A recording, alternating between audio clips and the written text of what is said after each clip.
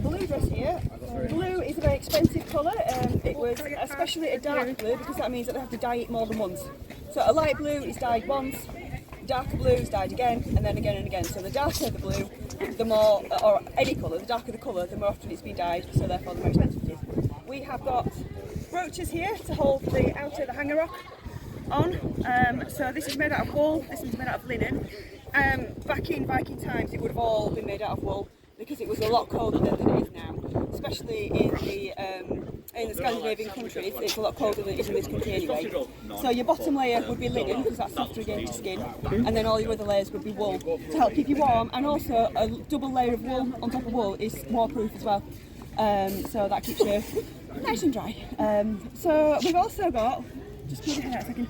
As you can see, this is a very wealthy lady because she's got these beads, and these beads, and these beads, and these beads. The more jewellery you've got shows your wealth. Just like these days, you wear your wealth. The more money you've got to spend, the more you're wearing. So you like gold jewellery, rings, earrings, that sort of thing. Same in Viking times, except it wouldn't necessarily be gold. This is made out of horn.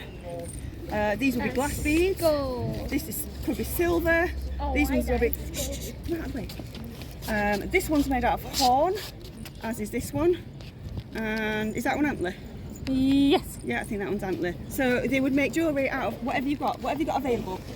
Really skilled craftspeople, they could make anything out of anything, really. As you can see from the designs on here, these are based on authentic finds, I believe. Yes, yes they were. So again, status. The bigger your brooches, the more wealthy you are, the higher status. As you can see, I've got brass brooches as well, and I've got beads and amber. So I'm also absolutely minted. Huzzah. Yay! You got the key on there? Huh? You got the key on there? Yes, I've also got Talk the about key. the key. This is the key to the strong box in our home. As the woman of the house, it is my duty to look after the pennies. Just like it is in many houses today, the woman is the householder in that respect. Back in those times, women had a lot more freedom than a lot of people think. They were able to do just about all the same things that men could do back in Viking times in Scandinavia. It was sort of more later years when Christianity took over more and they decided that women should not be able to do these, and it's not seemly for a woman to do these sorts of things. So before then, women were almost as able as men to do almost as much. They could be landowners, they could even divorce their husbands if they weren't satisfied. Yeah. To go back to the outfit, we've got this belt, which is a wonderful piece of tablet weave. So this is done by various different pieces of like card, they could be made out of wood, they could be made out of horn or bone, and basically it's just a square piece of card with a hole in each corner, and you thread your warp threads through it, and then you put your weave thread through, turn the card, and that brings a different colour up to the top, and that's what creates your pattern. So you put your shuttle through, turn the card, put your shuttle back through, turn the card, and depending on which card you turn, forwards or backwards, that depends on how your pattern's made. So again, we've got this lovely, and this is also, I can say for sure that this is definitely based on an actual Viking find, because my husband made it. We have the staff here. Now the staff is a piece. Yeah, this is like an office staff, if you like. As you can see, I don't know if you can see there. Is that Jormungandr? It is a Jormungandr representation going around it. This kind of thing was quite common, but this is our Volva. She has a skull on here as well. So this would be our person in the village who would be our healer, our spiritual leader. She would be able to read the runes and tell us our future, she'd be very, very important, which is why she can afford blue. Because people would pay her to give them a good outcome. If they wanted to ask her something, if they wanted her to help them with something, if they wanted to heal somebody, she would have the knowledge of herbs, as well as the making the religious ceremonies such as sacrifices. Marriages? Yeah, I was going to say the sacrifices usually would be animal sacrifices. A lot of people think it was like humans all the time. Absolutely not. It's not 100% sure whether or not they actually sacrificed humans. They may have done, but generally speaking, it was animals.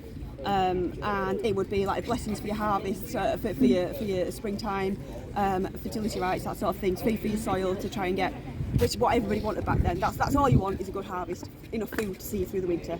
And yeah, marriages as well, and that kind of stuff. I don't think there's anything else. Is there anything else? I got a bag. Oh, you got a bag? I got a bag. She's got a bag. I got a bag. So it's leather with wooden tops and then like a rope to hold it together, so you can quite easily open it out Yeah. and close it up without anything being seen in there. Shh. So yeah. Get off me. Oh, I have one more. Now we're talking business. Now, yeah. So this is a very, very expensive weapon. This is a long sax, isn't it? Yep. So it's bigger than a sax, which would probably be roughly maybe to there. Because its scabbard is dyed in blue, as you can imagine, very expensive, blue dye. And this is how it looks. I'll hold it. Get off. Step back.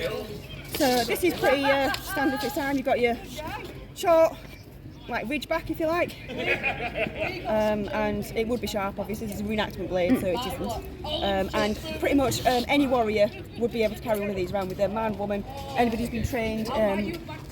In fact, any man certainly will be carrying one around because it's also a hunting knife.